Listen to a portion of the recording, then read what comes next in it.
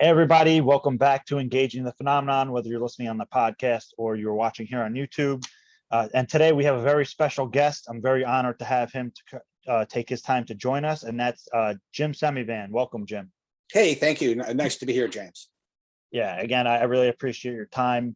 But for people listening, they'll probably be familiar with you from your involvement with To the Stars. But just for people listening, can you explain kind of your background? You're a CIA or former CIA officer, and then you joined up with To the Stars. So can you give people a little background about yourself? At least let's start with your work with CIA. Yeah, I joined CIA in 1982. I went in and I worked for the director of science and technology for a couple of years, 2 or 3 years. And then I switched over. I was asked to switch over to the directorate of operations. Went through all the training, became an ops officer, worked overseas, also in the United States, various places in the US, a lot of TDYs overseas. I rose through the ranks, became a senior manager at CIA, and then retired in 2007. Took a little time off, and then went back and worked with them part-time for the next 12 years. And it was during that time that I met some people from the Pentagon who were running it was Lou's group that was running the ATIP program. And through John Alexander, actually, I ran into John Alexander at a conference, and Alexander heard my story and my wife's story, and he came to visit us, and then he took the data back to a lab, and this is some stuff that came out of my wife's face. And anyway, long story, that started the connection. Jacques Vallée came out to see me. He was the first one, and then some other people came out to see me, and then I got briefed on 2 or 3 times, and then I met Lou, who I knew of, but I didn't know his last name. I knew it was this Louis, and I didn't know anything else. But anyway, I went down and went into his conference room in the inner corridors of the Pentagon, and I will tell you, anybody who says that Lou didn't work on this program, they're full of shit. I was there. I met everybody. I met all the people that work for him and with him, and on numerous occasions. And so he's the real deal. And then that started that. And then I went out to San Diego to talk to Tom DeLonge, who I did not know, but he had written with AJ Hartley a book called Secret Machines. And that book had some very interesting data in it that we didn't know whether or not there was a leak of classified information that Tom was getting from his quote unquote advisors. We knew he did have advisors, and they were absolutely real. So I went out, and some other people went out with me, but I met Tom one-on-one. Met him at a hotel. We had a lovely dinner together, and within the first hour, realized right then and there that no, there was no leak of anything. And Tom just put 2 and 2 together. His advisors were very sharp about what they told him and what they couldn't tell him, but he put a lot of the story together, and he absolutely impressed the hell out of me. I was, what the hell do you expect out of a rock star, right? But he was an extremely smart guy, very savvy. And then the next day, we met for lunch again with me, Tom, Hal, and there were 2 other people there who I will not name because I don't think they want to be named. But everybody knows who they are. I mean, if I said their names, you would know them. Very senior people in the community. And they, Tom said, "Why don't you join a company I'm starting?" And then long story short, nobody wanted to, but Tom said, just, lay out the company the way you think it should look if you wanted to do this. And so I wrote down on a cocktail napkin what it should look like. Tom immediately agreed. So Hal and I joined right away. with Tom, and then that's how basically TTS started. And then within a week or two, I mean, we get Steve Justice from the Skunk Works, Lockheed Martin Skunk Works came on board, and then Lou.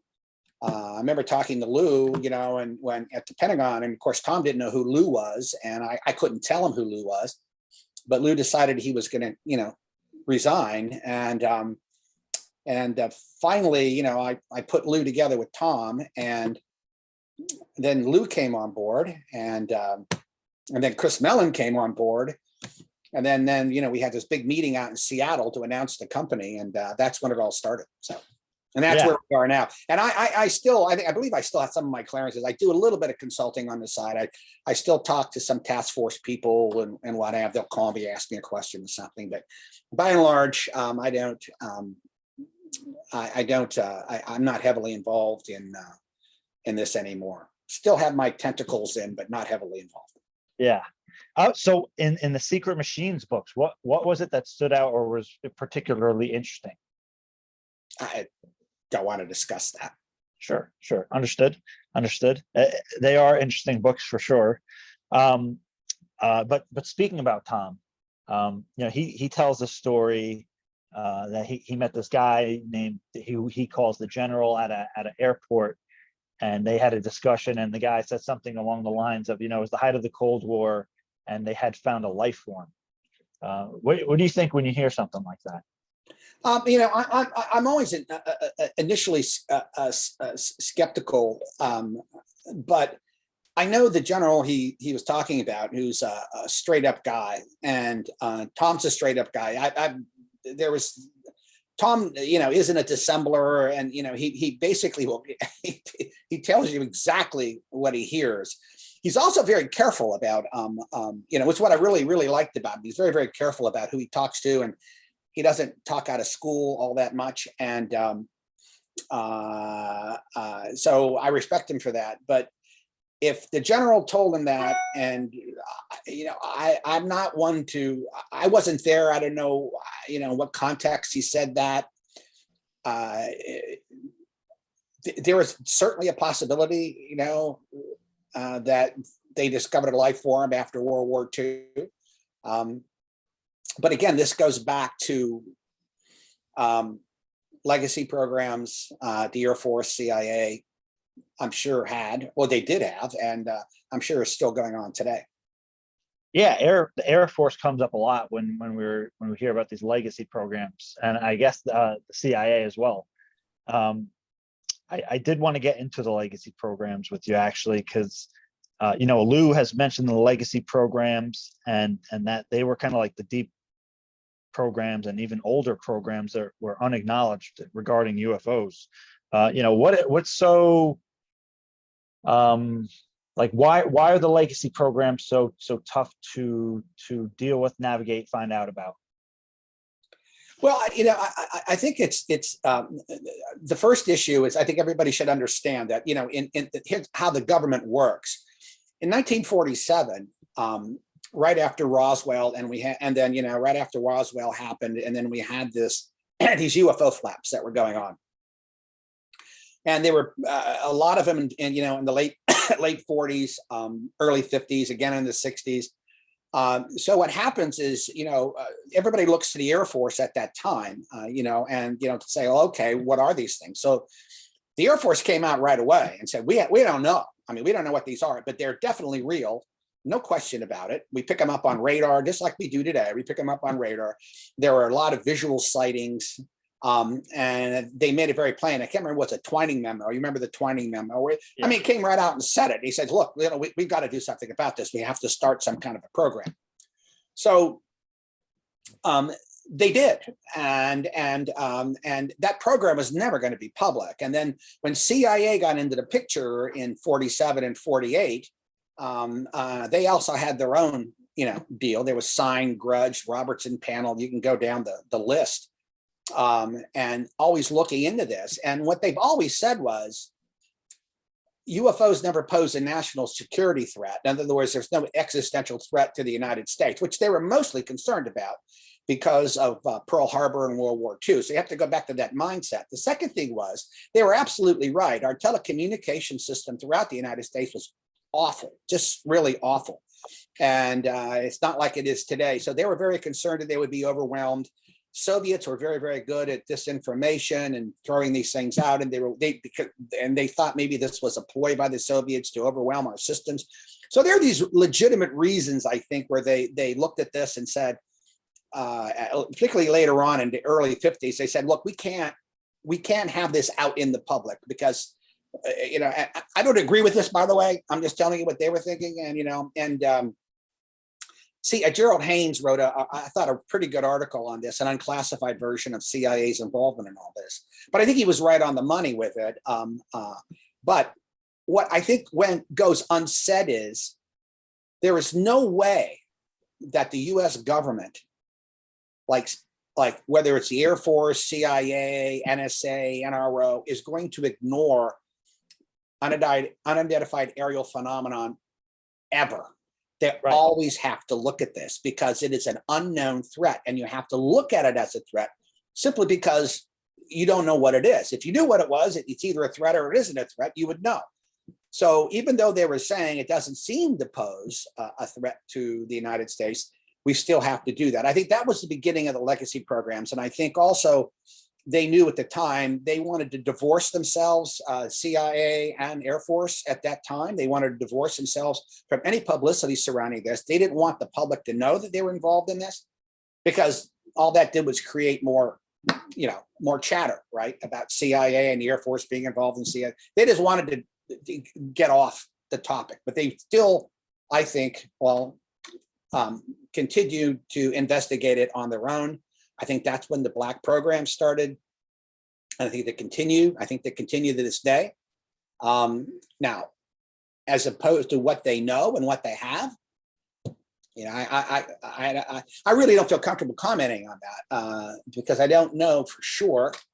I will tell you though, the educated guess I have is they have some information, but I will bet a year's pension paycheck that they are completely in the dark about what it is. I think this whole phenomenon is well beyond our ken.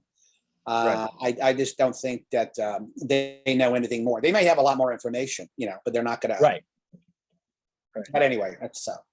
And when we're talking about these legacy programs, again, educated guess, how many programs do you think we're talking altogether between Air Force and CIA?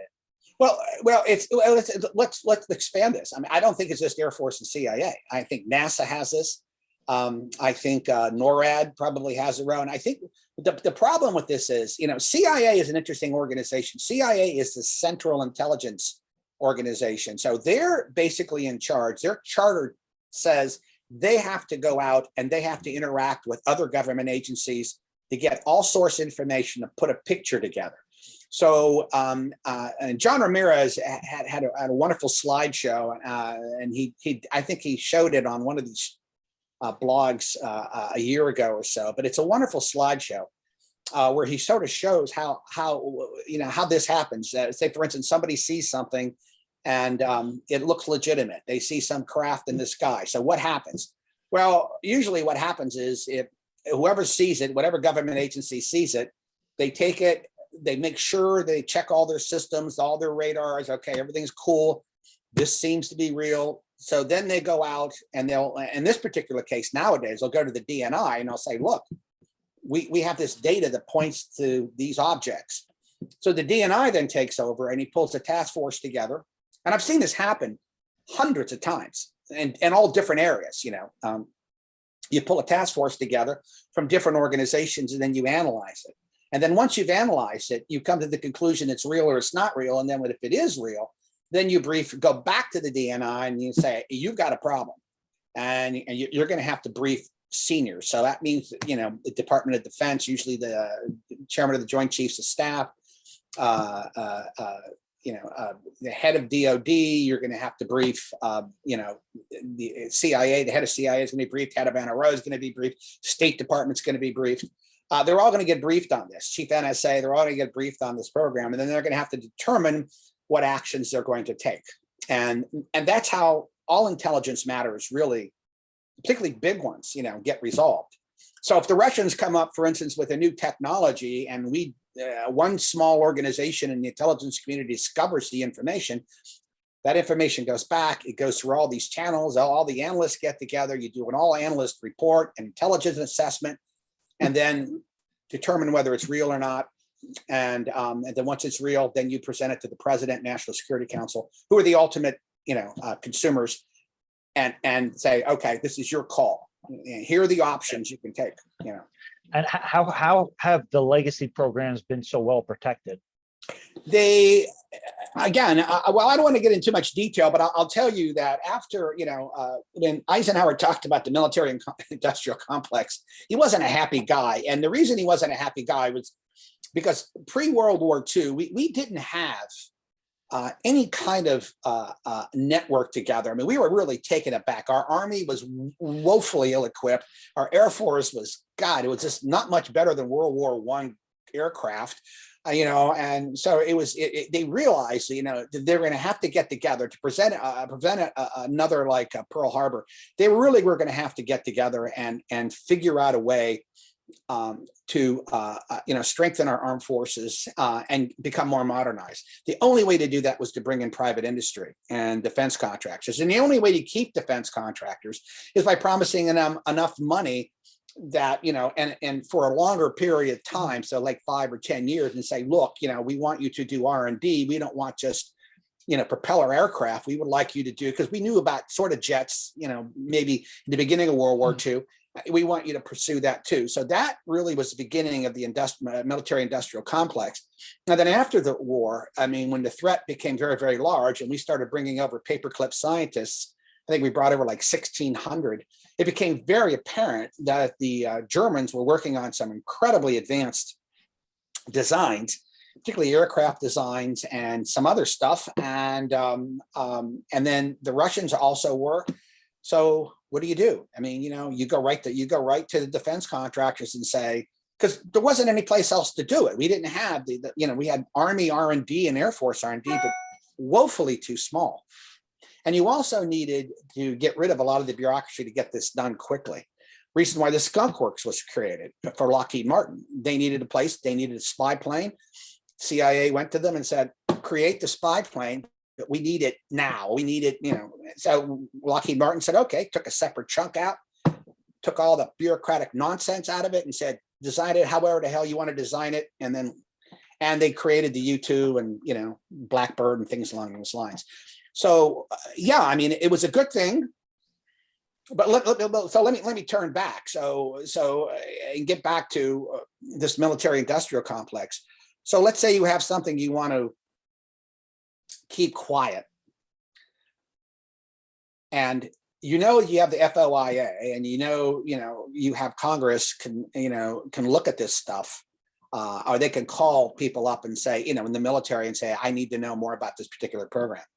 But if you classify it and turn it into a special access program or special compartmented information, or you have a bigot list, you can only like 10 people are on it or something like that, or 100 people are on it, and then you put it there. Those are usually safeguarded from most members of Congress and the Senate. Now, the Gang of Eight, these senators and congressmen, they pretty much have access to that, and so does SISI and HIPSI.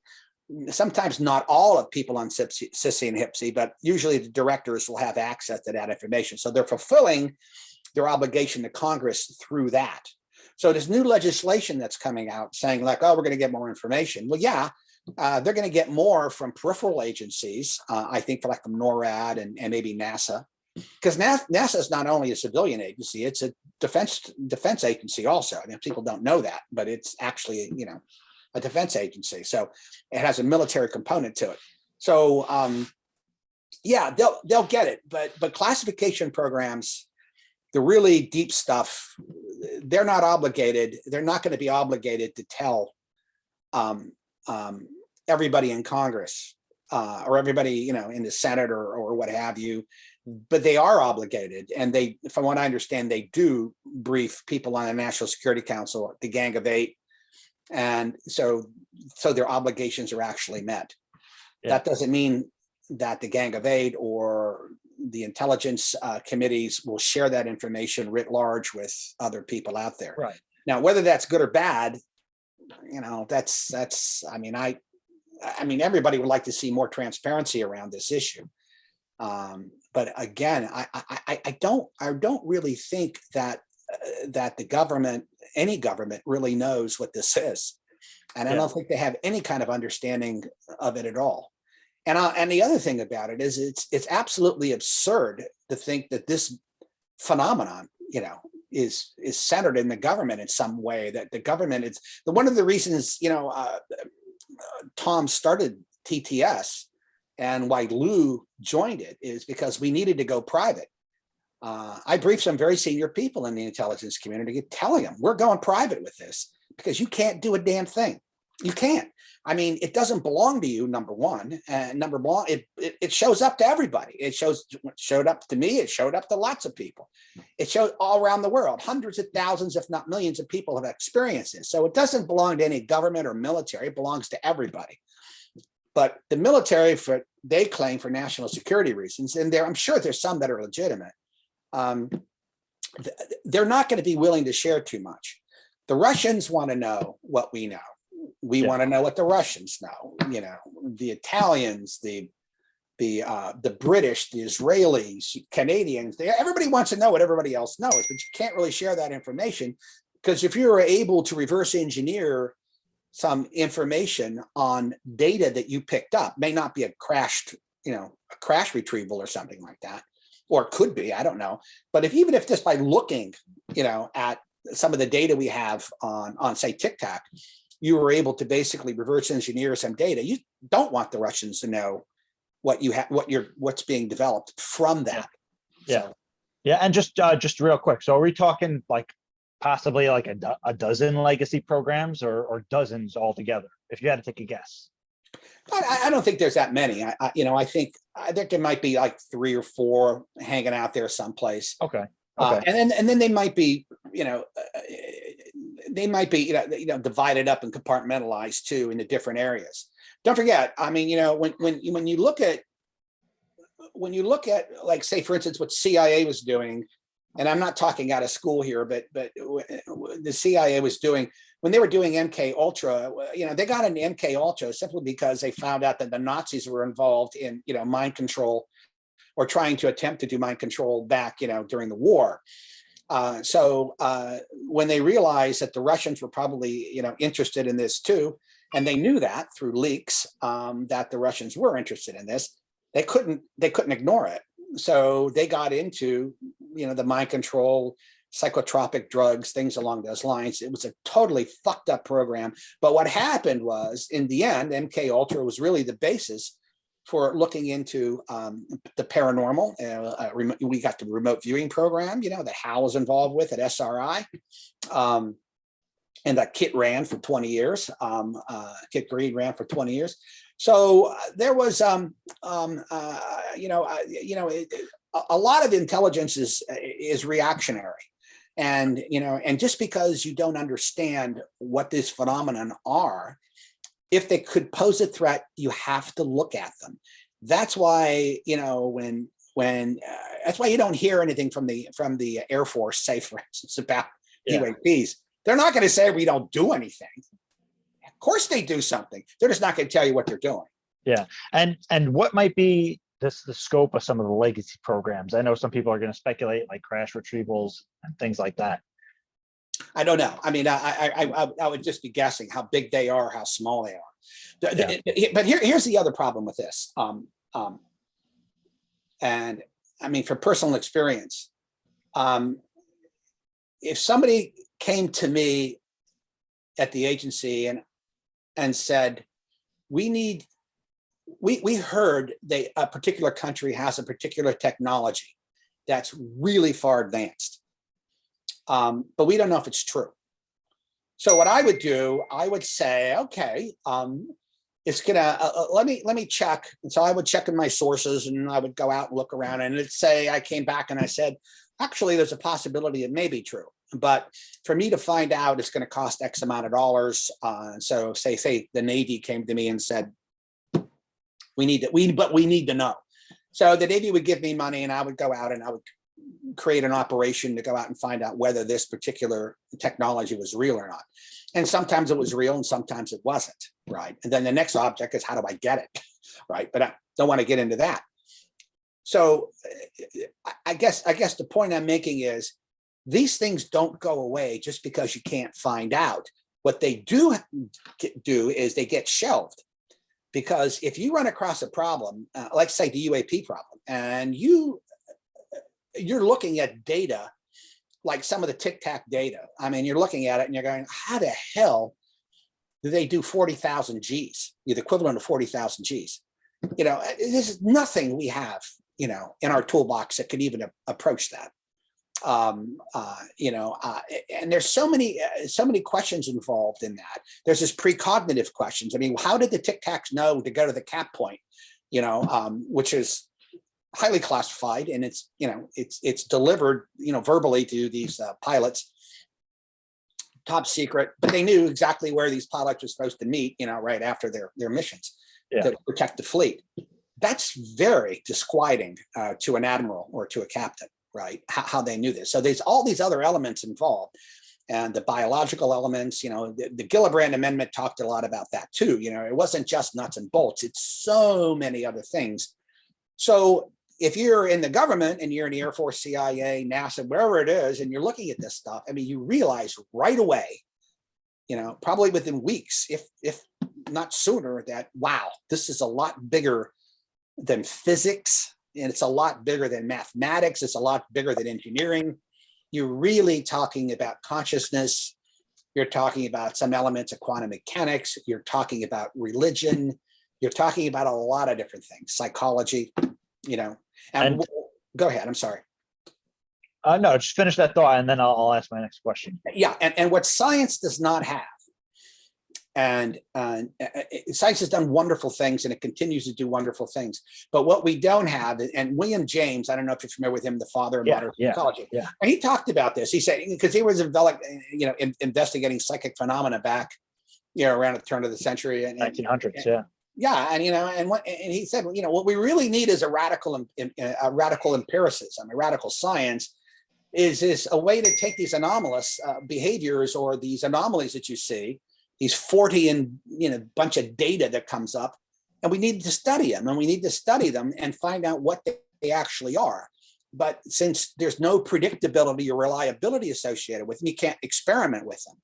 So what you end up, what we should be doing is what Jacques Vallée is doing right now, a lot of field-centric studies, because, you know, how do you study chimpanzees? Well, you can put them in a cage, you know, and look at them that way. But if you want to know how they live in their environment, you have to go to their environment. So what Jacques is basically saying is, if we're going to study UFOs or UAPs, we have to go to the environment where they show up, and then, you know, and really do deep dives on these things.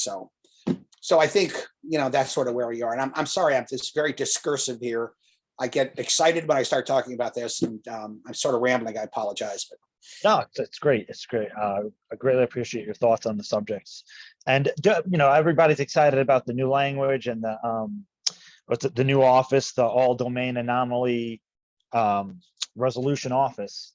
Do you think that approach, and again with the Gillibrand Amendment, you think any of that is going to kind of pierce the shell of the legacy programs? Yeah. I mean, I really do.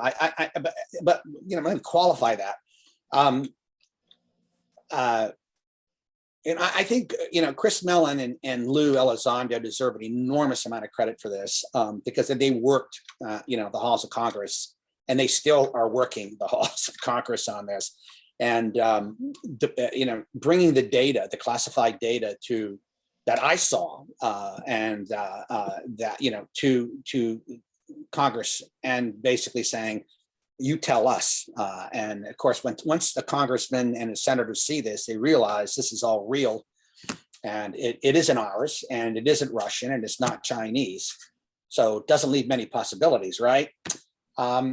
So the door's open. It's definitely not going away. I mean, there's no way you're going to be able to sit on this. Anybody's going to be able to sit on this. That said, the new, when you read the legislation that's coming out, there's always these little codicils in there or little paragraphs saying, yeah, but we're going to protect the national security data and what have you. A lot of information could fall under that. Right. A lot of information can fall under that. So, well, let me give you an example. I mean, if you had a defense contract that was working on, say, something associated with UAPs, and whatever it might be, something nuts and bolts, something psychological or what have you. The mere fact that a private organization is working on that with private citizens, working on that, even though it's a military contract or an agency contract or something, you can't make that public. You can't expose that company to and say, well, yeah, I mean, here's a defense contractor who's working on this aspect. We can't tell you what it is, but this is a defense contractor that's working on it. And they can't do that. You can't do that because that opens the defense contractor up to, commercial espionage, foreign espionage. It could alter their stock price, right. If some people thought it was all crazy. So there's all kinds of, private confidentiality things you have to take into effect. Also, the idea that if you did that enough times, a good intelligence analyst can look at that and actually start putting pieces together and come up with, this is how the intelligence community works. And you get these little individual pieces of information, humant, mascent, geoint, and you put them all together and you go, so that's what they're doing. And you start connecting the dots, and then you come up with a pretty good idea of what they have in their program. And I think that's one of the problems associated with this. So I don't think it's because these programs deliberately want to hide, where you have a nefarious cabal in there saying, no, we're never going to tell the American people, they don't deserve to know. I think it all comes down to tell your friends, tell your enemies. So I think they're trying to find a way, to go get around that in some way. And maybe they can. I hope they can. Yeah. Yeah. I mean, do you think that even people within those kind of programs would maybe even want to cooperate with something like that? No, individually you can't do that. Individually you can't make up your mind to say you're working for a program and you're working for a defense contractor and you said, yeah, I think people should know about this. I'm going to be a whistleblower and I'm going to go out. You can't do that. You sign it. You sign an agreement. You have top secret clearances or sign an NDAs. And, you owe that. I mean, and because here's what the problem is. You get guys like Snowden and this other clown Schulte from CIA who came out and dropped all this information. They think they did the world a big favor. And what they did was cost the government billions of dollars in research and R&D because they decided, at their level, at their 2,000-foot level, that they were going to, correct the wrong, for instance. But yet they're not at that 30,000-foot level looking below and saying, well, reason why we're doing this is because X, Y, and Z. And yes, it has been briefed by Congress. And we can't tell the American people because if we tell the American people, we're going to be telling all our friends, all our enemies what we're doing. So you got to be really, really careful with all this kind of stuff. And it's not perfect. It really isn't perfect. And there are some things, I'm glad the Pentagon Papers came out, for instance, but some of this other stuff, I don't know. What if you had information, say, for instance, one of these agencies had information that was really shattering psychologically, or could be considered psychologically shattering. Yeah. And let's just say guys like you and me who sort of had experience with this. All right, we'll take it. Yeah, okay. And it might be disturbing, very disquieting information, but because our background and we're used to it, we're accommodating ourselves to it, our psychological profile is such that we're accepting of it. But most people aren't like that. Yeah. And when we started TTSA back in the day, we had discussions about this all the time. Yeah. Are we sure we want to bring this out? Are we going to scare 8-year-olds? I've had friends of mine who, my daughter wants to know all about UFOs. Can she talk to you about it? And I would say, no, I'm not talking to you about this. What am I going to tell her or him? These little kids, 10, 11 years old. yeah, that there's a force that exists out there that can control our environment, that can put thoughts in your head, that can lie to you, trick you, deceive you, and that you're not in control of your life. To say that to a 12-year-old. I mean, we're already saying it to a certain extent, but right now with Hollywood and everything else and TV, they got that ET version of it, ouch, these funny little things bopping around, but I don't think that's always the case.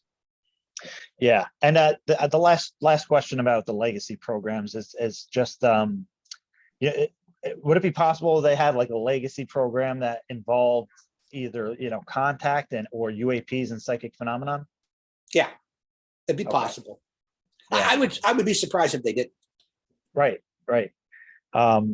For sure. So just getting more, because I could sit here all day and talk with you about every subject under the sun about UAP. But regarding like say the crash retrieval idea, Philip Corso came out with his testimony, I believe in the late 80s, early 90s, talking about crash retrievals acquired and technology and technology transfer. So besides what's suggested in Colonel Corso's book, do you think that there have been technologies that could have been leaked into the public?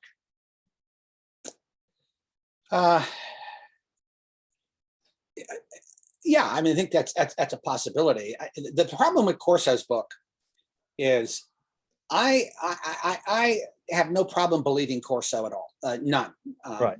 The problem with it is I don't think he was responsible for writing the book the way he probably wanted it to be written. I Because think of Bill Burns. Yeah. Yeah, and I think there was a lot of material that was added in there that made no sense to me when I was reading it. Yeah. I think the core story is true. I can't imagine why anybody like that would lie like that. I mean, people do lie, but Corso's psychological profile, and for what I know of him, and he was a well-known character, and people knew him. He was a straight-up guy. So I look at that and I sort of believe his story. Now, is everything in the book true? I don't think so. I think a lot of it was exaggerated. Right. But I think the core story is actually there. So Yeah, so- I mean, it's a possibility. Yeah. Yeah, the possibility of leaked technologies into the public. And if that were the case, what arenas or what area of technology might have been leaked out to the public? Well, I don't know. I mean, I couldn't comment on that. I mean, I'll tell you, CIA used to do this all the time. I mean, CIA would have a program, and our Google Earth. Google Earth, as John Ramirez likes to point out, was a CIA program. And we had our own satellites up there, looking at the Earth, and this was and it was an older technology for us, but we're civic minded. I mean, these intelligence agencies looked at this and said, well, we're just not going to, throw this technology away. So we gave it to, well, now it's Maxar Technologies, and they license it to Google Earth, but Google Earth was a CIA program. Every time a government agency develops a program and it becomes slightly outdated, but it still has commercial applications, that information is given. All right, it's given out to commercial entities so they can use it, and because it's government money, you know what I mean. So they have a right to do that. And how they do that, I'm not 100% sure. I figure out which company gets it and what have you, but no, I mean, it's, if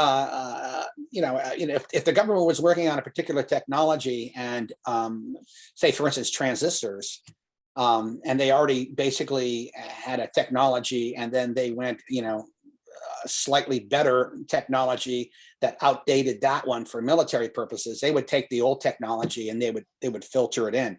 So I think maybe some of that was happening. Maybe some of the paperclip scientists got us into transistors, things along those lines, fiber optics, and we developed a technology. We were using it, and then we took it a generation ahead. So the older generation was leaked into the commercial sector.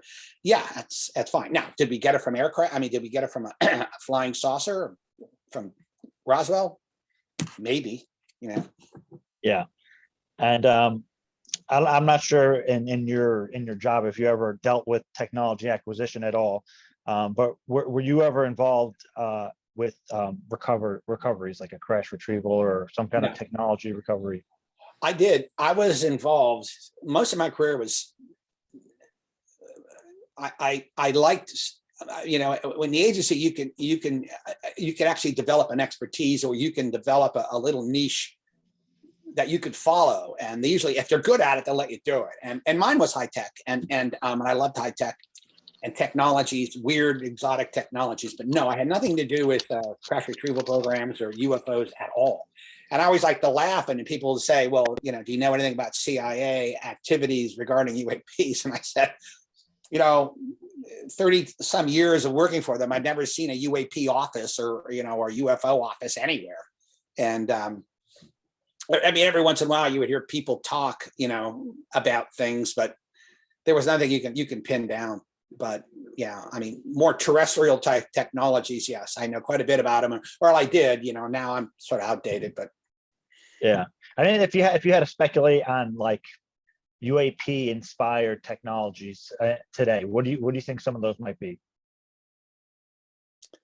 Well, anti-gravity, for instance, is and space-time metric work, things along those lines. I think those are fusion technology. I think those, have been around a long time, and people are working on those. I think we'll make headway, particularly with fusion technology, and actually sooner rather than later. Anti-gravity, I think they've already proved the concept in a much small scale. They can do that. Right. Large scale, I don't know. But when you look at things like stealth, stealth fighters and stuff,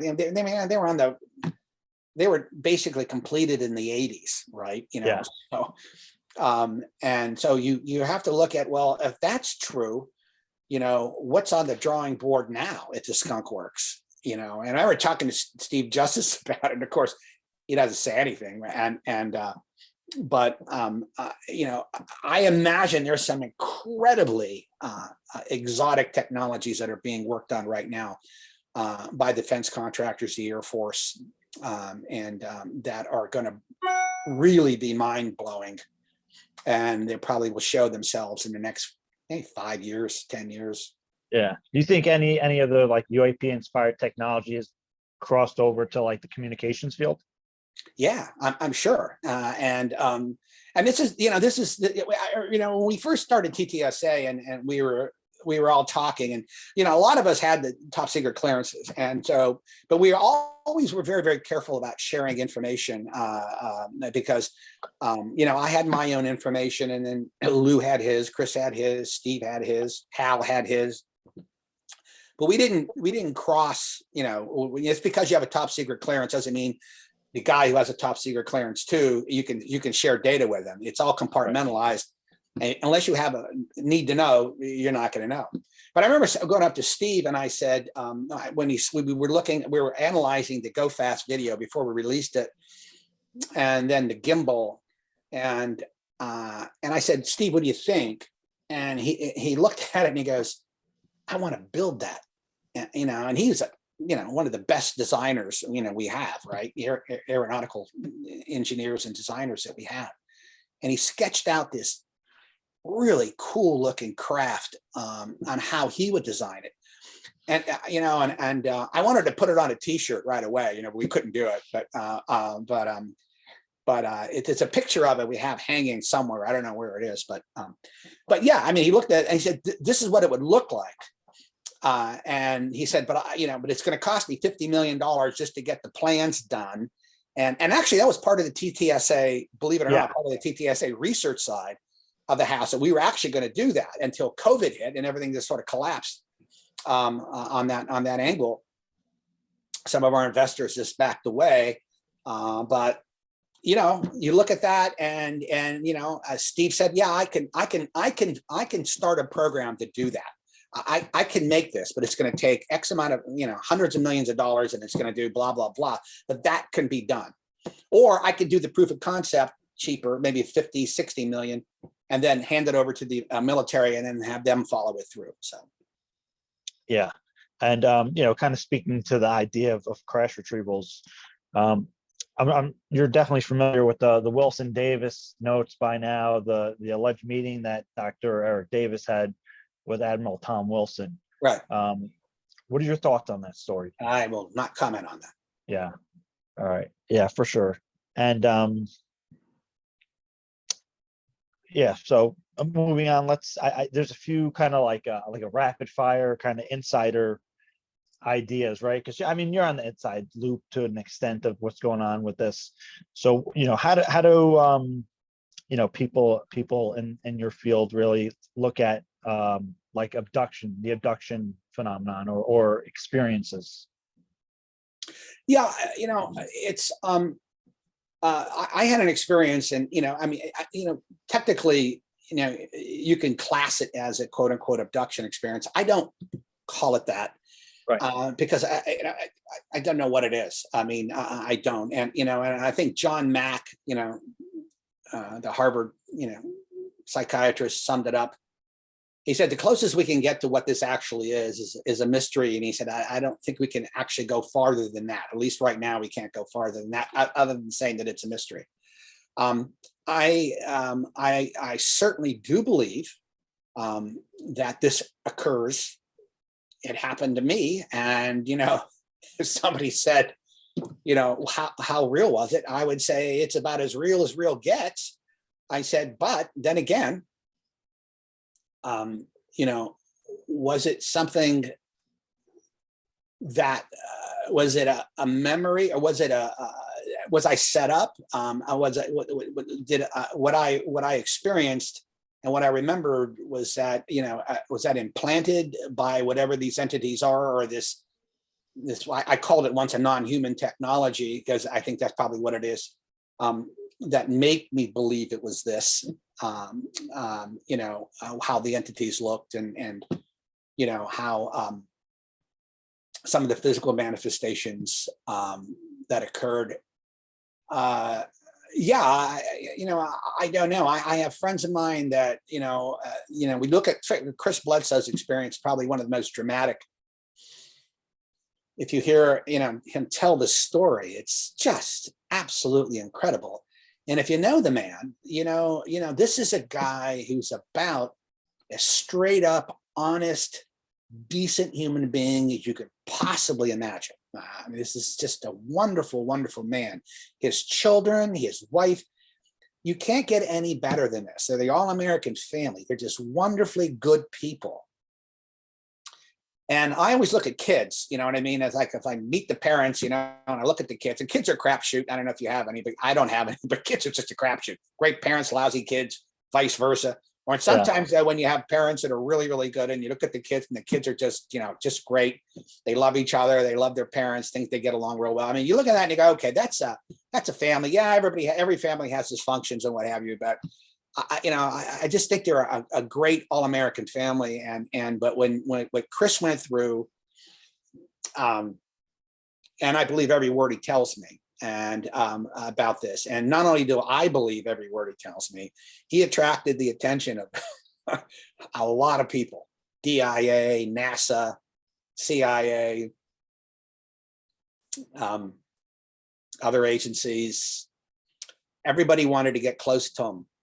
Everybody wanted to know as much as information as they possibly can, because his experience it took in not only the classic abduction scenario, because he had missing time, right, where he had no idea what was going on, right, but he also met the entities themselves, and he also met the lady. Yeah, and not many people meet the lady. And I think, and the lady is an element in all of this that really hasn't been explored very much. I will tell you that in some circles it's taken very, very seriously, but it hasn't been explored. The Catholic Church looked at it, because a lot of the sightings, Medjugorje, Fatima, Lourdes, they were all the lady appeared. nobody none of the children that saw any of this ever claimed it was the Virgin Mary. It was just the lady. It was just a lady who showed up. Right. And I doubt the Virgin Mary had blonde hair and blue eyes. She was Semitic. So, and of course, the lady would lie, and the lady, would scare the living hell out of them, and fire and brimstone sometimes lovely messages. A typical abduction scenario where these beings come to people and they tell them stories. They have the line about the environment and things along those lines, but they're generally there's a trickster element to it. There is a physical, not very nice physical element to it. There's a very strong sexual element to it. It's not, sexual is homoerotic in some cases. And I don't know what the hell you make of that. I have no idea. But these are all strong leitmotifs that run through these abduction scenarios. So I think we have to be very, very careful when we talk about them. Then you have the military abductions. I was just going to ask about that. MILABs, military abduction. Yeah, I have a friend of mine who I respect very highly, Melinda Leslie, who was had a very dramatic experience with this. And which, if you hear her story, you can tell, this is, I believe everything she says. I just don't know what the hell to do with it. And the problem with it is you don't know. You don't know. There's no context. There's no place to put it. It's like abduction scenarios. Where the hell do you put that? What branch of science or philosophy or psychology do you put that? It doesn't neatly fit into anything. Right. Well, and so two things about that is one, which I found really interesting, because somebody that was talking a lot about MILABs, again, maybe. I'm sorry about that. Yes, within their own framing of talking about the subject, which might be correct or incorrect, with Stephen Greer, was talking a lot about MILABs and his kind of version of what that is. But then what I found extremely interesting was, because we knew Dr. Stephen Greer had inside sources, maybe some good, maybe some bad. But then again, here comes Tom in the Secret Machines books with his own advisors, and the same kind of, story about MILABs is coming out. So, when you have both kind of ends of the spectrum talking about it, it's very interesting. Well, let's look at it this way. Once again, there is you have to be very, very careful, and that's why I don't like to make any kind of determination one way or the other on what's real here. We have a consensus reality we all agree on, right? Because that's how we live our lives. We know, for instance, that our visual spectrum, our hearing spectrum, auditory spectrum, is very limited, right, on the scale. We know that our brain acts as a filter because even though we're all conscious, all the conscious elements that constitute our being here, our breathing, how the brain synapses work to the way we move our hands and things along. When we drive a car, there must be 1,000 different things going on, but we can't really focus on all 1,000 of them, can we? We go crazy. So the brain has a way of filtering all that stuff out and knocking it all down to the basic stuff. So I think when you look at this and you go through, you're looking at it through an anthropocentric view, this human view of, and you're extrapolating it. What could it possibly be? This is religion, right? All these weird things happen, and what do? Well, the only thing you know how is just like, oh, okay, it's been my experience that blah blah blah. So it must be this. So you make up all this stuff and you codify it and you make canon law and you all that kind of nonsense. And well, you really don't know the essence of it, right? So here you are with the MILAB stuff, and the problem with MILAB stuff that sticks with me is what you have to assume if MILABs are true is just a bridge too far for me. I believe the experience is accurate. Don't get me wrong. I just don't think that it is quote unquote our military doing this. The logistics behind these MILAB abductions would entail military units, tons of money, people changing. I mean, people that work there, I mean, they can't work there forever. You know, you can't like just be this 19-year-old kid, get indoctrinated into this quote unquote MILAB thing, and then you work the thing and go. It doesn't make any sense. There are generals, I mean, you know, colonels, all these captains, infrastructure that would have to be there, military bases, technology that would allow you to do different things. People, you know, were supposedly taken to military installations and things along those lines, people in uniforms, and nobody says anything. I mean, there's no, I mean, where would you do?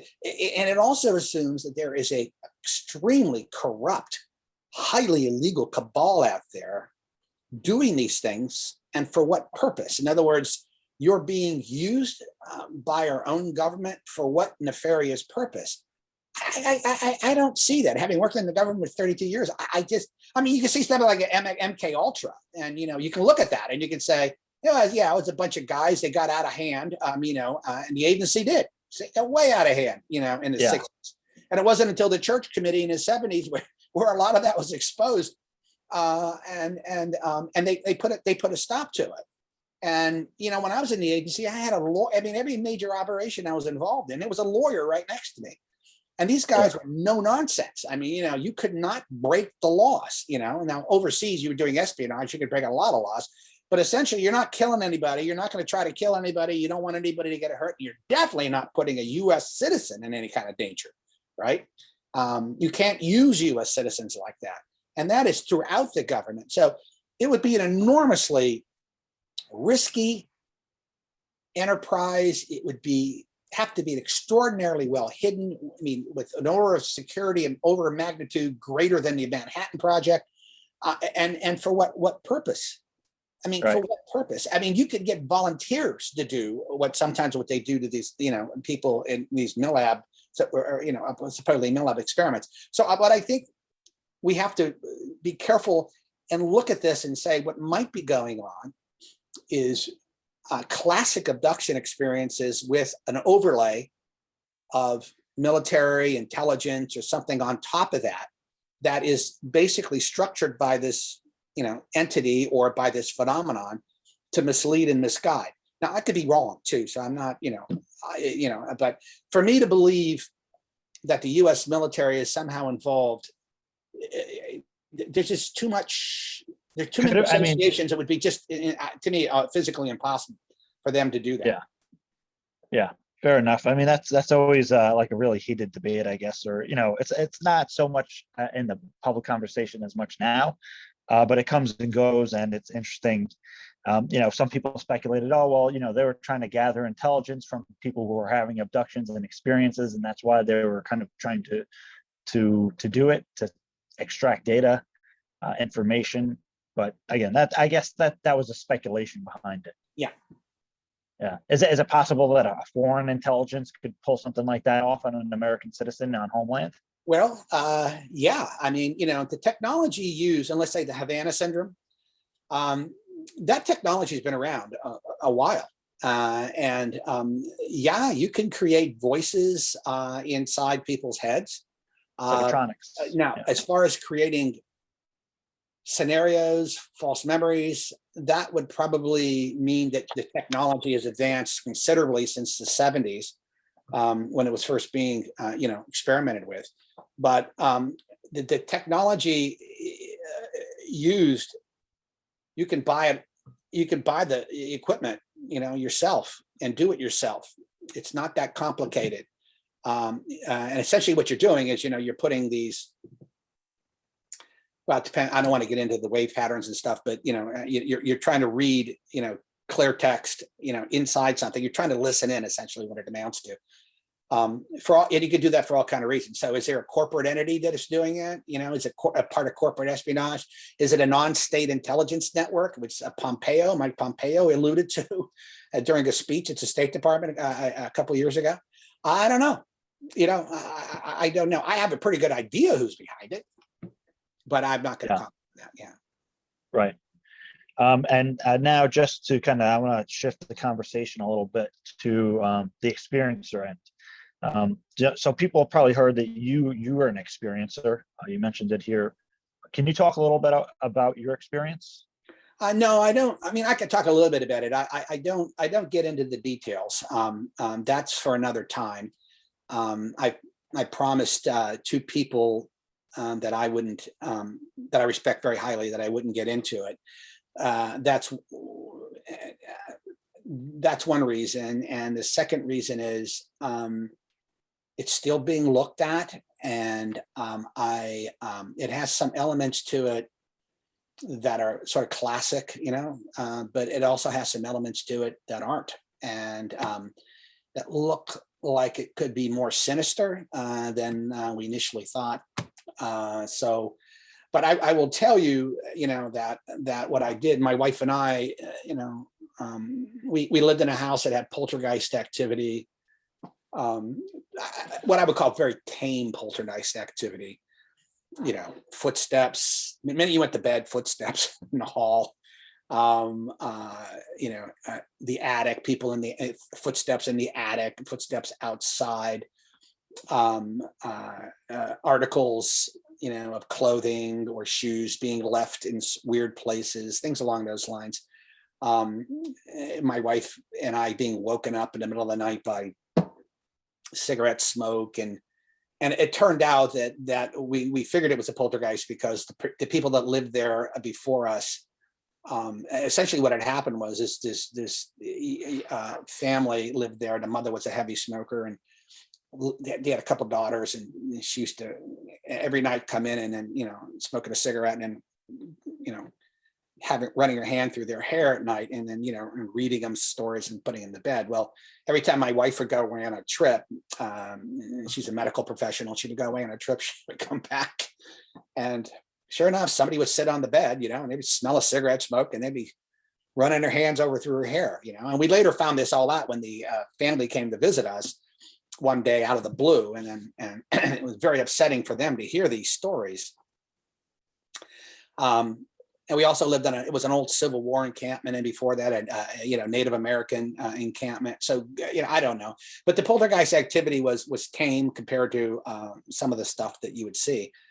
So I'm sure there was an element of that there, but what was disquieting about our experience was the physical manifestations afterwards, and I had nowhere to go with this, and it wasn't until it was a few days later, I didn't know what to make of it. It was just the most amazing thing I've ever experienced. My wife doesn't remember anything. And although she was affected, very seriously affected by it. But the next day later or 2 days later, I was at work, and I was in a CIA outbuilding. And I had maybe about a dozen people working for me at the time, and I was chasing them home. I remember on a Friday night, and get out of the office, you guys are, and then I explained what had happened to me to one of my guys there, and he was a deep cover guy. He had just come back from the Middle East, and a very smart guy. I knew he had a PhD, and I know he'd written books, and but I didn't know his real name. I had his real name locked in my safe, but I never looked at him, and because I didn't want to know. And I explained this to him because he told me he was going to a UFO conference in Virginia, down to Southern Virginia, and he told me what he thought it was, and I was completely taken aback because I had studied esoterica and the occult my whole life since I was a kid, 17, 18. My older brother was a huge influence on me in that remark. And my older brother was a very devout Catholic, but he was also a very highly developed spiritually, and so he would turn me on to a lot of things. So I was into Greek mystery schools, Roman mystery schools, Eleusinian mysteries, Western mysticism, Eastern mysticism, things along those lines, German Romanticism, which has a lot of mysticism involved in it.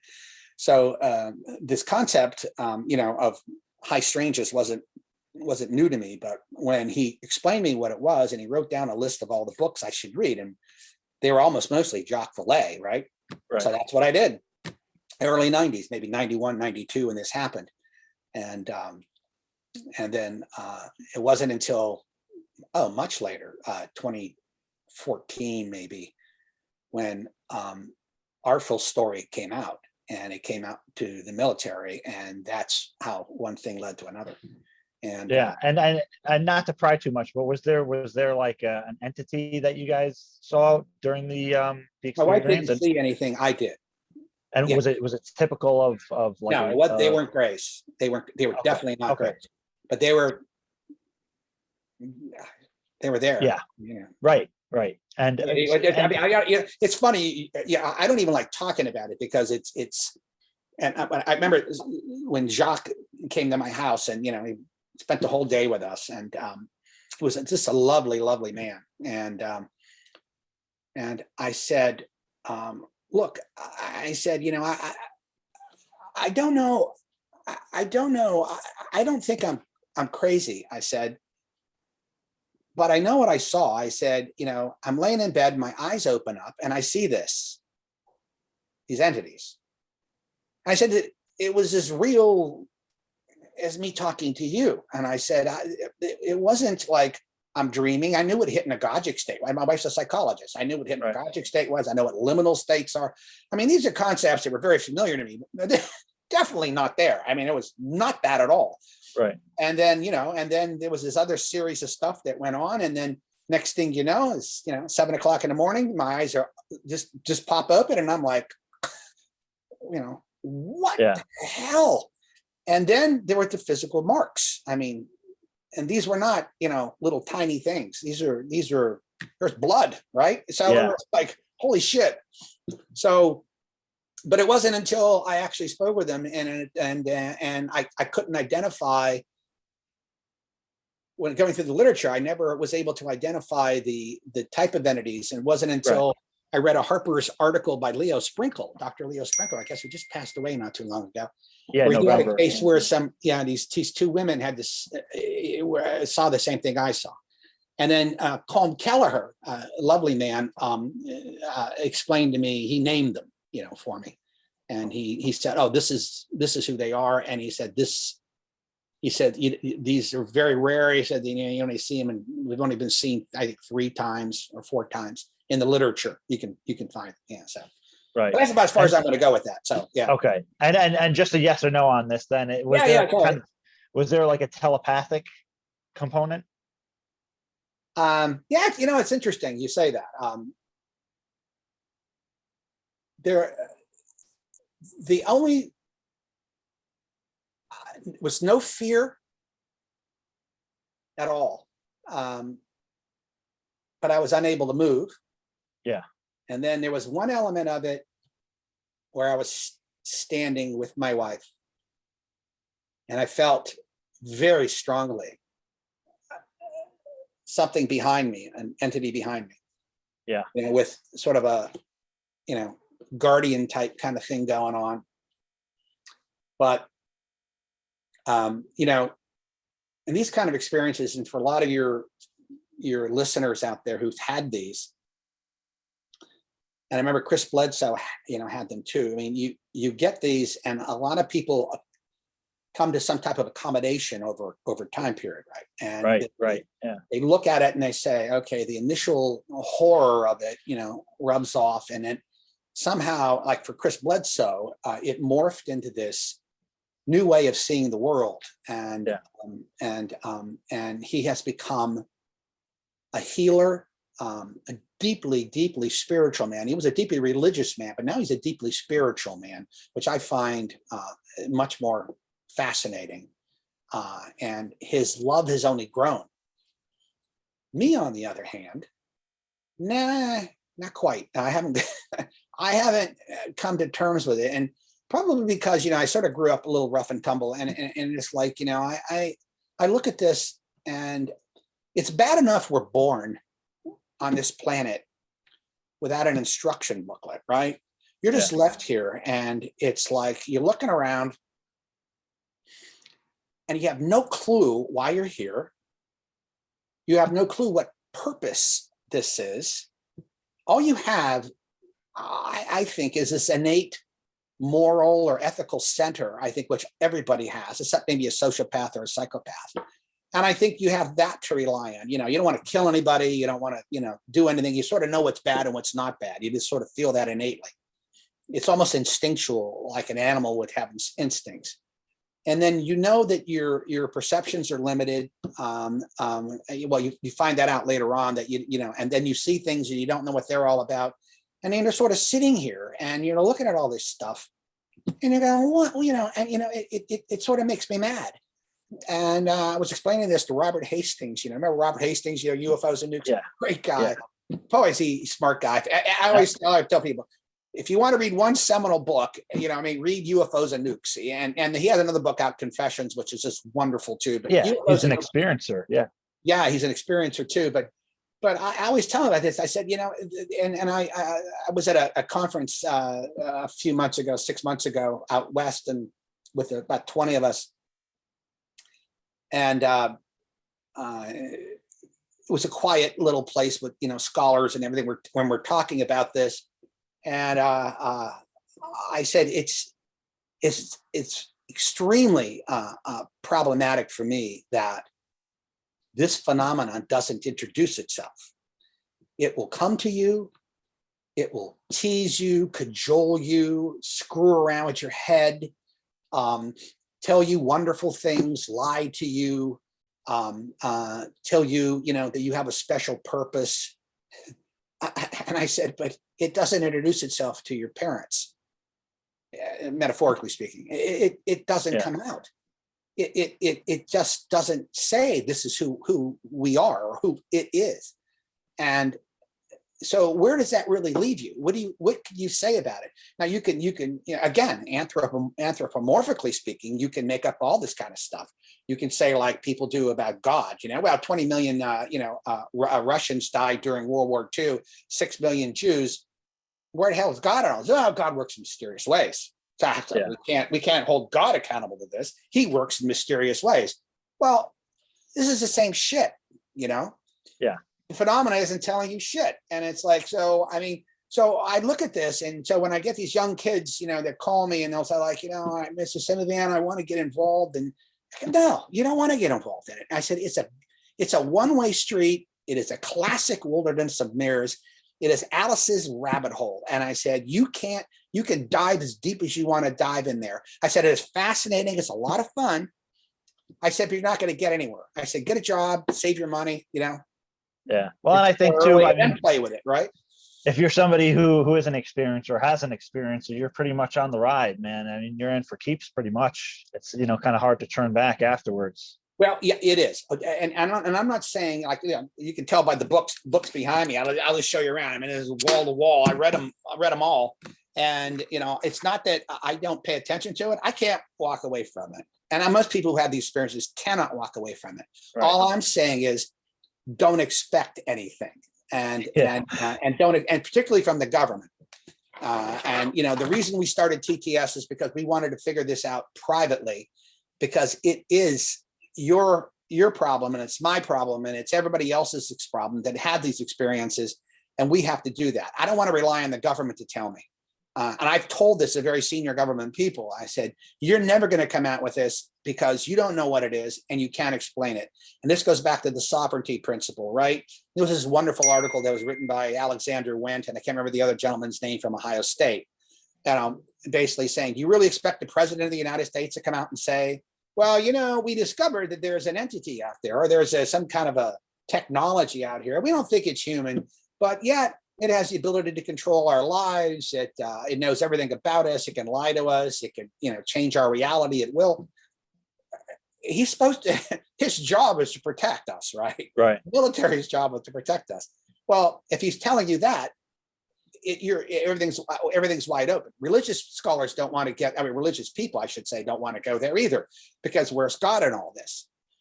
I talk about the great chain of being, that old medieval concept that they had, where there was God, the angels, man, and then they would go down the list, chimpanzees, blah, blah, blah, blah, blah, all down to the smallest organism.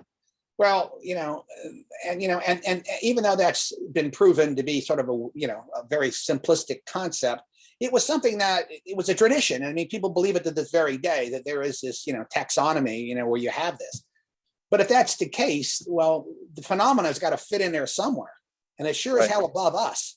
Yeah. And it might be part of something angelic or demonic. I don't really know, or daimonic, as Patrick Harper would say. We don't know where it fits in.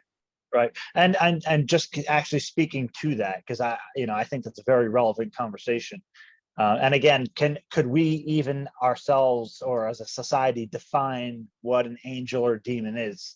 We have the ideas of what the interpretation of that is, but on a literal level, right?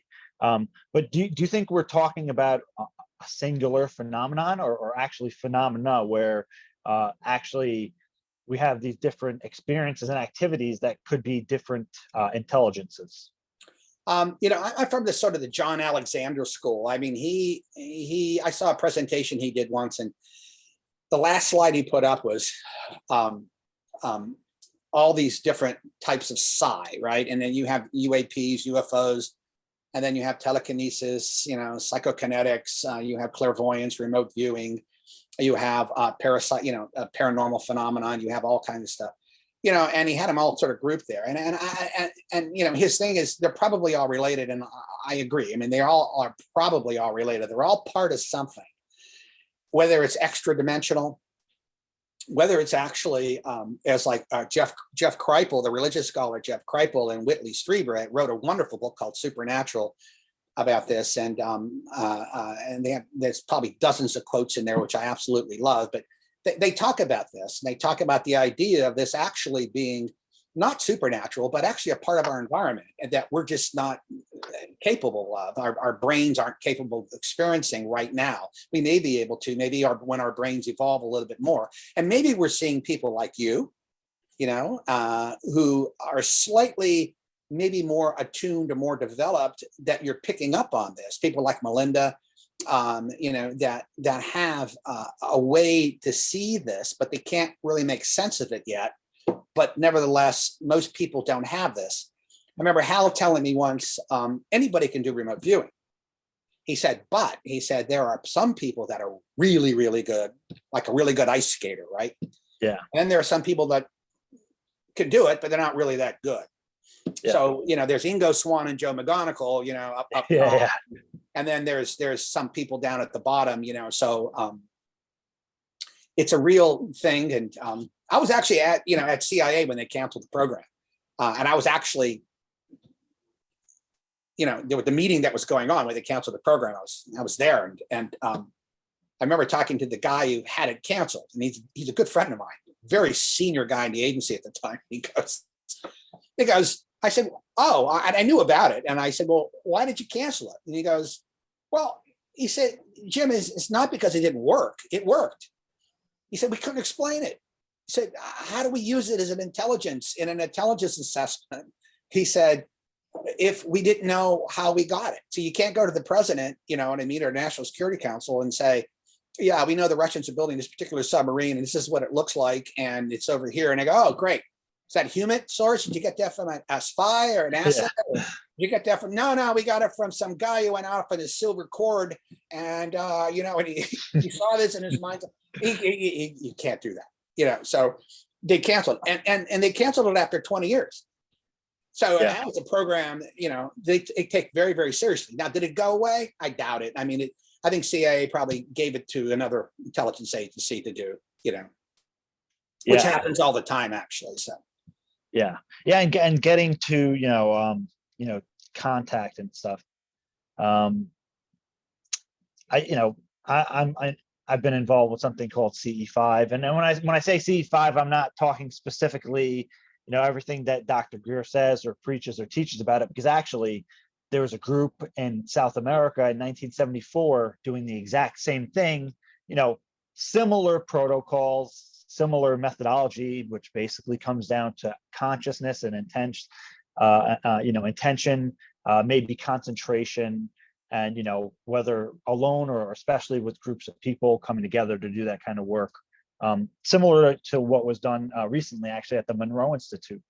So, what are your thoughts on the idea of, maybe I can say CE5, but really contact and consciousness with UAP? Yeah, that's a really good question. You know, and I'm of a mixed emotions about it, mixed mind about it. If I think it's fine to engage yourself in that if you're very well tethered to the ground. In other words, if you're psychologically stable and you have a strong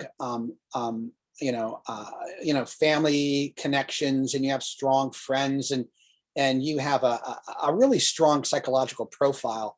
I think the idea of going out and experimenting and what have you, as long as you can be pulled back, into this familiar territory, you're fine.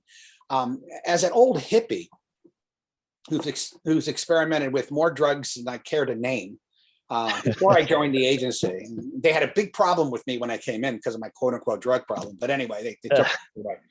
I can tell you that many times, people go out experimenting with psychotropic drugs, psychedelic drugs, and I would say, venture most of the time, it's people come back fine if they're with people that are guiding them and what have you. But there are a lot of times they come back broken and they become disassociated. So I would say to you and to your listeners that there are some horror stories about the remote viewing program, which I won't get into, but you have to be very, very careful when you do that. We know one of the things we do know, there are certain variables, that you sort of pick up as truisms when you talk about this. We do know that meditation and intention, is like you said, can attract this phenomenon. But the only issue is,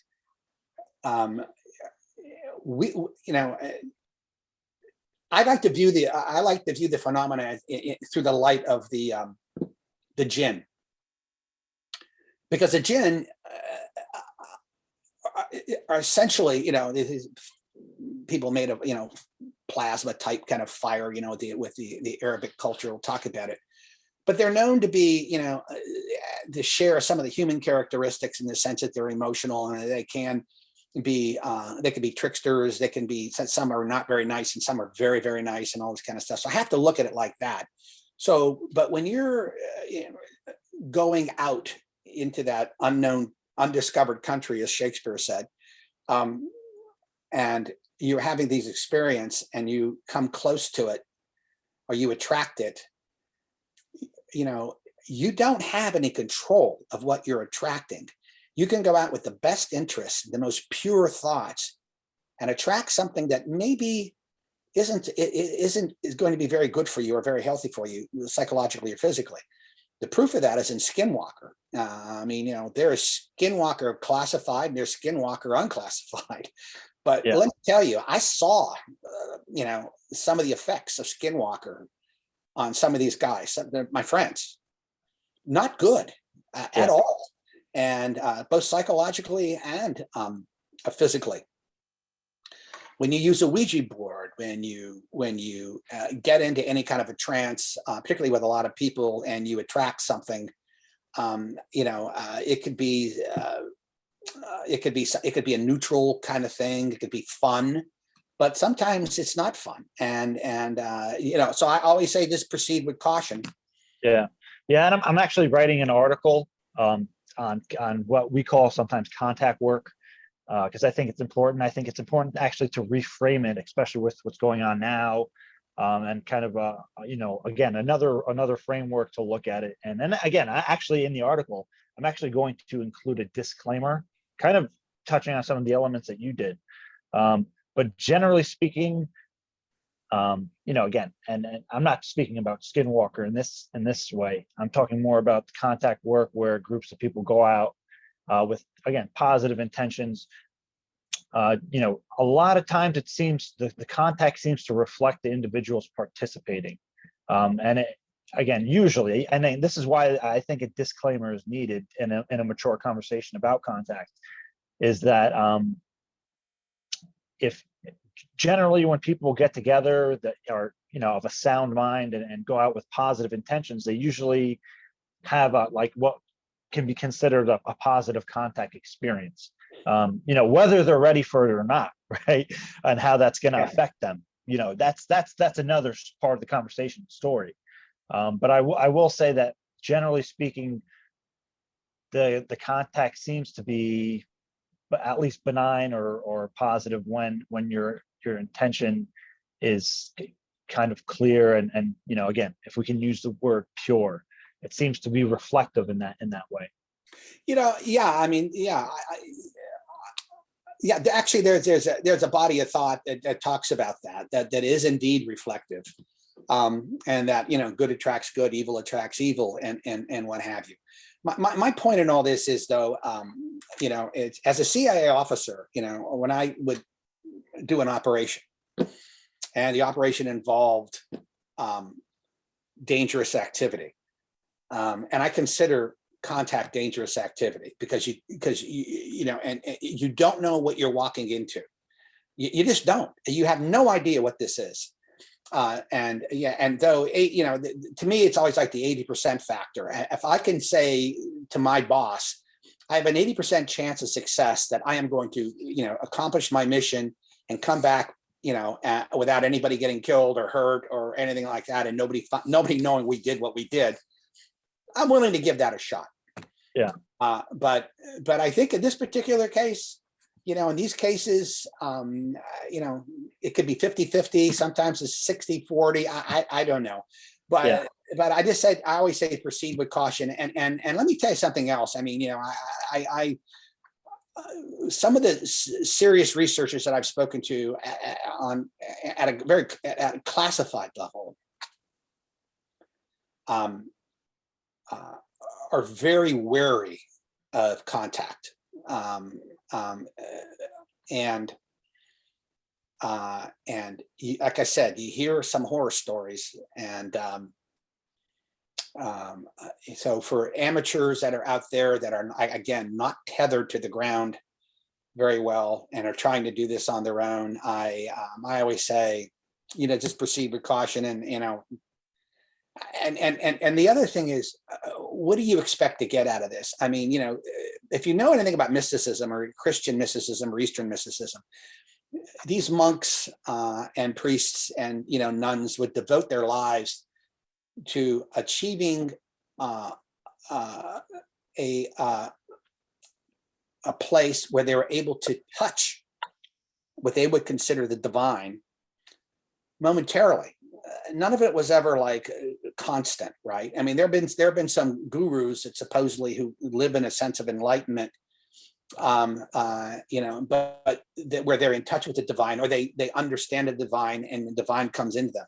But they really don't know what that is. All they know is it's about love, right? And they know it's out there, it's about love. But if you can expect, if that's what you're expecting, and you want to try that, I think it's a noble cause. But if you go in there not knowing, what you want, and inviting something, something to come into you, there's quite a bit of, I'm not, like I said, I'm not a religious person, but there's this wonderful book that was written called Hostage to the Devil. And it was written by Father Malachi Martin. You may or not heard of him. He passed away a long time ago, but he was a Jesuit, a couple of PhDs, and rumor had it that he was in charge of the Vatican's intel service, and what they would call their intel service.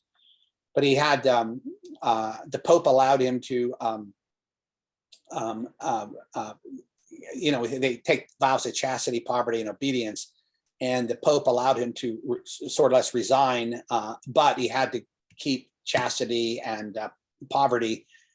He had to keep those two vows, but he was able to disavow, obedience. But he wrote a number of books. But he wrote a book called Hostage to the Devil. There is a very Jesuits are extremely bright people. So but that book scared the living hell out of me. I mean, I could read a chapter at a time, and I would go back to it once a month. It was so scary. But he talked about possession, and he talked about the concept and the idea of possession, and everything from sort of minor things of possession to what they call perfect possession or full possession, and what that actually entails. And, even though he talked about it in the guise of religious dogma, what he was really talking about was entities that are invited in. And once they're invited in, sometimes it takes a hell of a lot to get rid of them. And sometimes if you accept what they offer, you're not going to get rid of it. They actually take over. So, do I believe that? Yeah, to a certain extent, but I believe it enough not to try it. Let's put it that way. Yeah. Yeah. No, but and just for clarity too, the contact work is less about inviting entities in, but more for an interaction. But again, right, I understand the caution and kind of you're not sure what you're gonna get, right? But I actually forgot to ask you before. You had alluded to an experiencer study that you may have been a part of. Is there anything you can say about that? No, it's a study. Study started a while back before I was involved in it. My wife and I were involved in it. It's grown a little bit. It was smaller. It involves it's a good deal of it is medical, psychological, and biological. DNA is being studied. Physical characteristics. By the end, I mean medical issues associated with it. The people that are involved are initially it was former CIA, DIA, JSOC, and I think some FBI officers, usually at a senior level, who ran into this or had experiences like this. And then, so they're studying, the commonalities, different commonalities. The problem with it is it sounds fascinating, but it's sort of sad. We've lost some people. And this is why I offer caution, many through suicide. The whole concept of contagion. I know that Skinwalker, Colin Kelleher talks about it. Hitchhiker effect. And George Knapp, who's this wonderful guy, talk about it. It sounds interesting, but it's not. It's frightening to a lot of people. And once again, if you're walking into an area like Skinwalker, where clearly the elements that are there, whether you want to call them elementals or what have you, these aren't naturally friendly types, where you have your typical poltergeist, or ghost or something like that, maybe throwing stuff around or maybe moving things around, ha ha ha, funny. But there's an aspect to it that I've seen that is not funny, and it is very, very. As a matter of fact, we were asked why my wife and I seem to be the healthiest people in the group, even though my wife has suffered some medical issues. Psychologically, we seem to be okay, but it's and I hate to sound like I'm overly pessimistic or something. I'm not, but I'm almost 70 years old. I'll be 70 in a couple of weeks. It's like what I've seen. I just tell people just be very, very careful and proceed with caution. If you read John Keel, and Keel will tell you exactly that. Keel in I think it was Operation Trojan Horse, basically believed this is all just a cosmic put on. This is just a big effing joke by this phenomenon on us. And, well, again, and I think it's important that, whether we agree or disagree, that we have these mature conversations about it and can take in other people's perspectives, hopefully try to have a mature conversation about it. I agree. But at the same time, you got, like I say, you look at a guy like Chris Bledsoe. To him, this is all about love. About love. I guess. And the interesting thing about Christopher Bledsoe and the family is there's been some healings too. So what do you make of that? Yeah, absolutely. I've seen some of them. I know some of the people he's healed. I look at him as a healer. No question that in his particular instance, he was cured of a very debilitating disease that probably would have killed him, and yet given a gift. And yet in the beginning, it was horrifically terrifying. Right. And it morphed into this whole completely, different thing. Now, did he choose, did he make the conscious decision to, take lemons and turn them into lemonade, which is the kind of guy he is actually anyway. So, or did the entities themselves, quote unquote, good entities, and basically gave him a blessing as opposed to a curse? My point in all of this is I know specifically, factually, people who have been cursed, capital Right. C, by this. Yeah. And we have no idea how. So I'm saying, so people proceed with caution, and I'm not, I remember Stephen Greer, talked about, TTSA as being this, we're poo-pooing, saying the aliens are bad.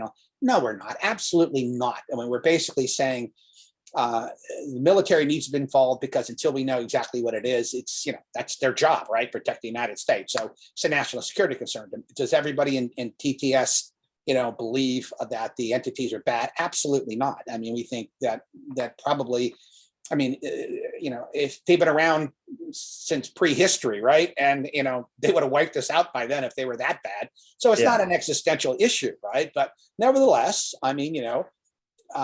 we may not be equipped psychologically and mentally to deal with that kind of power that comes into you when you have that. And that's all I'm saying, Yeah. Yeah. And regarding the study that you were part of, is that a private study or is it a governmental study?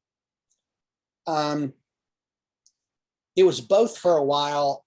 I'm not sure. Well, I think it's probably both now. Yeah. And I guess, is it, what makes it a governmental and or private study? Like, what is it? Is it just that the funding determines that, or is it the funding? Funding always determines it. There are aspects to it that are funded privately, and there are aspects that are funded publicly. Right. And as part of it, I guess, private / government, because operationally? No, actually, the reason why it's private, and the reason why it's it's not classified so much as it's HIPAA restricted. Correct. So there are papers being written on it now. That will become public. I'm sure, and but they're not. But the authors may be public, but you'll never know who the people that were involved. Right. Were, because of HIPAA. And is that something just that you and other people are working on, or is To the Stars actually involved with that? No, To the Stars isn't involved with that at all. Okay. And I'm not involved in it at all, except as it's being a very peripheral member of it, and what have you. But no, our only involvement with the government and TTS is with the Army Futures Command. We have a CRADA with them, and we have a piece of a purported UFO material from a crash. I can tell you that the military visited us twice, came to our offices, and both times were pretty impressed with what it was. They're studying it now. They're studying it now in concert with a defense contractor, trying to mimic some of the characteristics of it. As sort of like what Jacques Vallée and Gary Nolan are doing with their materials that they found, with Diana, where the isotopic ratios are not of this planet. So, but again, what the hell do you do with it? How did these things, they're not natural in any way, shape, or form, but yet they're here.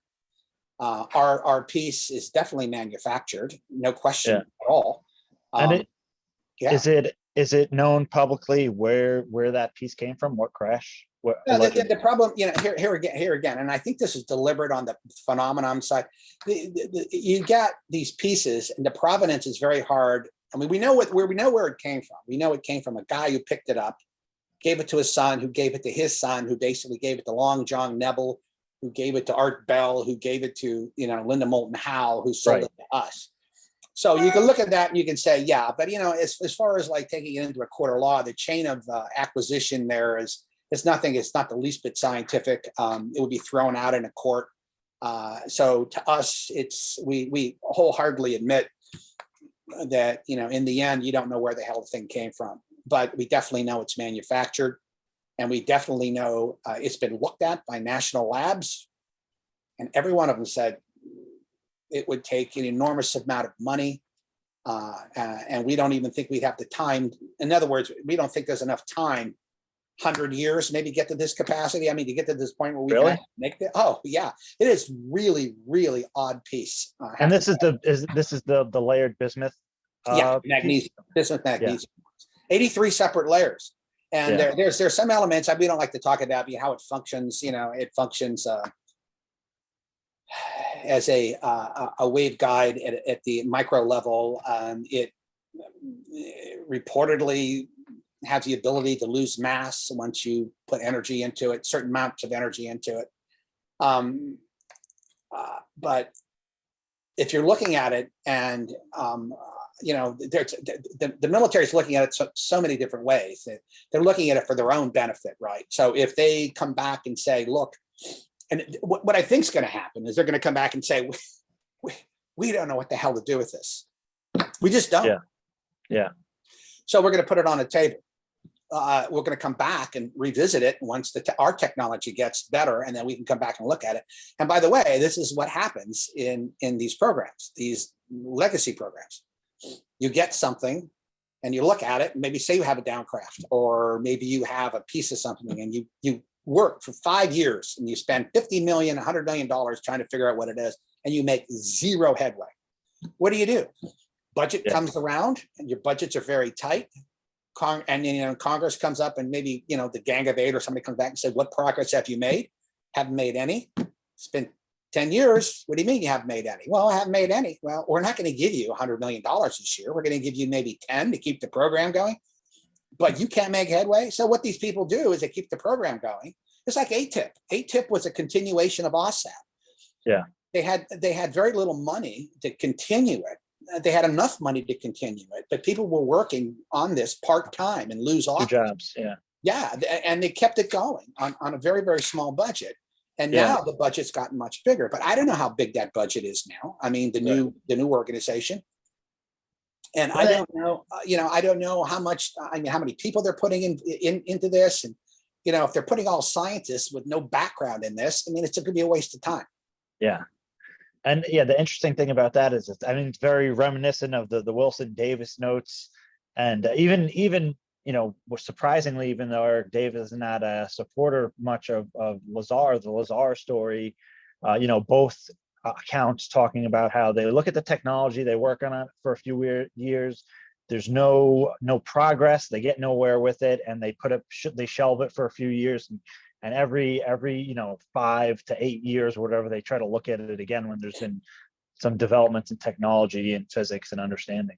Yeah, and I think that's exactly what's going on. And I got my head chewed off when I made a comment that I believed Lazar's story, and I believe his story for a couple of reasons. But nevertheless, some people who know much more than I do told me, it's not. Yeah, not accurate, but so I don't know. I guess I'll take the hit on that one if that's the case. But Yeah, and I know Eric is not a huge fan of Lazar at all, but it is funny that there's that similarity, and the time frame as well is very similar. But I did kind of want to ask you kind of an aside question. Your former, I guess, colleague or ex-CIA officer John Ramirez, I guess you can say controversially brought into the conversation the idea of DNA and the DNA possibly from Roswell and hybrids. What do you think of that that idea? Yeah, well, I know that I mean, this study's looking into it. So I mean, it's like it's not an odd idea, a strange idea. The thing about John is, I didn't know John in the agency. John told me we had met once. He came to my office once. They were doing a program and they needed something, and he came to my office and I met him. And I don't remember that, but I do know who he is, and I certainly, I mean, I've spoken to him on the phone, and we haven't met personally yet, but I think he's a wonderful guy, and he clearly is who he says he is. I know that because I checked him out. Yeah. And very, very bright man. And first time I spoke to him, he shared some information with me that he has not gone public with, sort of to solidify his bona fides, and the information, as far as I'm concerned, is accurate how he explained it to me. So he's not a guy that's prone to making things up. I mean, essentially, if he says something, he's basing it on very, very good information that he has himself. But as far as the DNA stuff goes, I know he has his own views about that. I don't know what to say. I didn't have the same information that he had, so I can't say for sure. It's it's a kind of he said, she said kind of thing. Well, while he was in the agency, he ran into certain things, and people told him things. And but and he told me what they said. But it's just like, I can't verify it. He's just what he told me. Do I believe him? Absolutely. Yeah. But I can't verify it. I don't know. Yeah. Just some final questions. Is there anything coming up from To the Stars? Any books that are going to come out or projects? I know we know that Secret Machines, the fiction version, has some kind of adaptation that's going to be maybe a TV series or something like that. But is there anything in developments with To the Stars? Yeah, it's a good question. Yeah, we have at any given time we have about more than a dozen projects that are going on. Legendary Pictures, the one who did Dune, bought the rights to Secret Machines, as you said. Yeah. So that we're looking at either a television series or maybe a television movie. We're not really sure yet. They've got a couple years to decide what they want to do. They're a great organization. We're really happy that they picked it up. We also have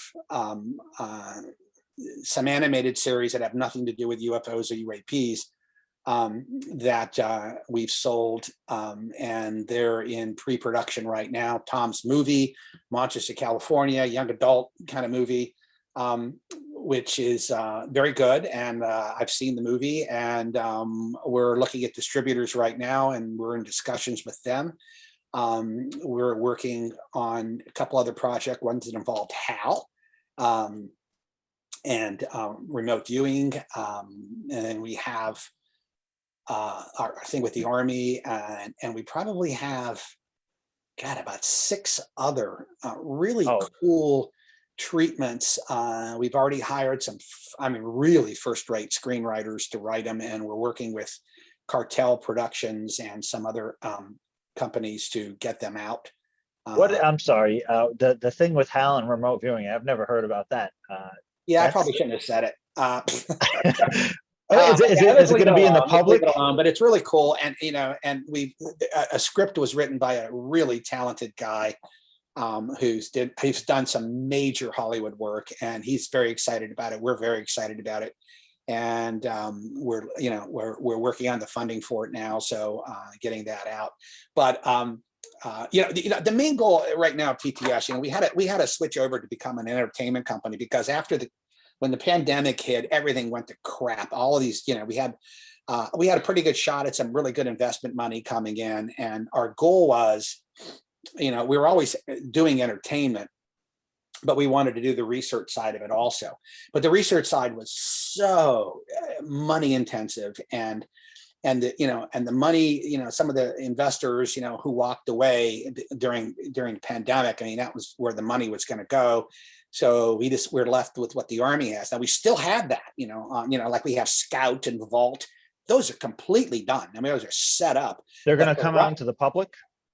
Well, they're ready to roll, but the problem is, they're all developed, and we have some really sophisticated, AI software that is really behind all this stuff.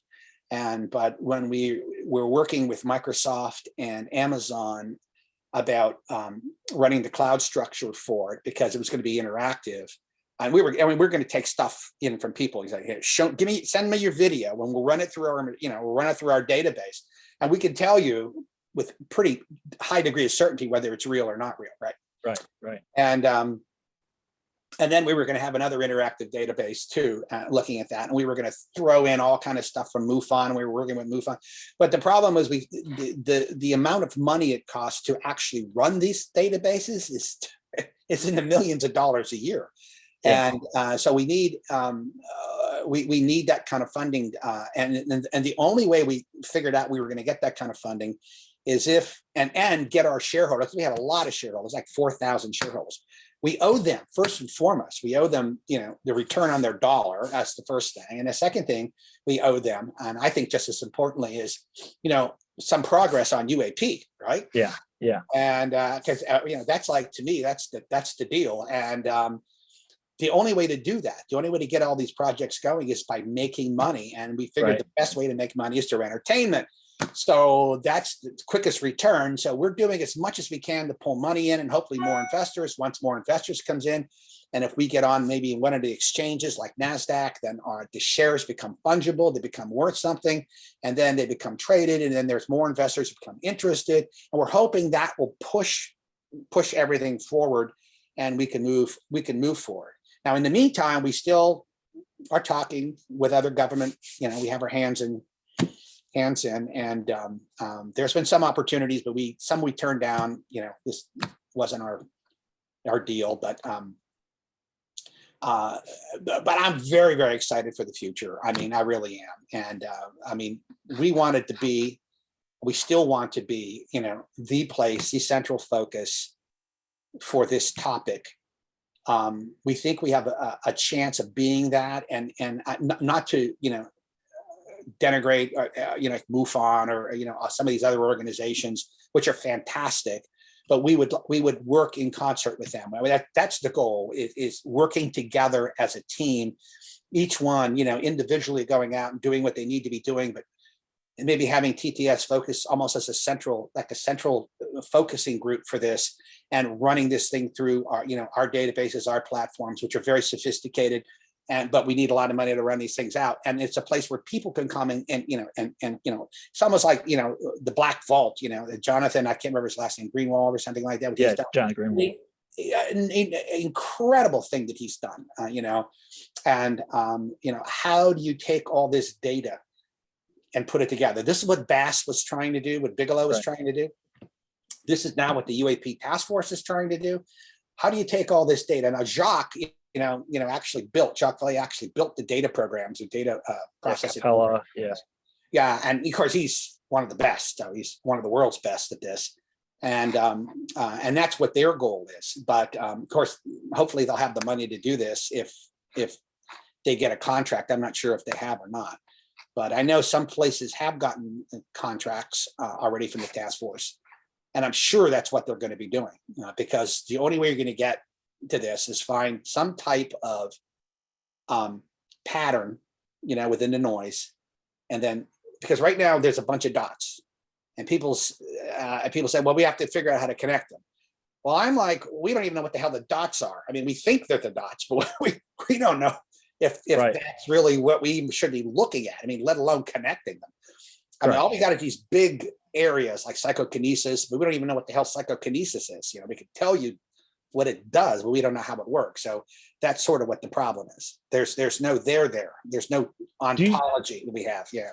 And do you think once there are possibly some developments and kind of refining the perspective on that it will become public?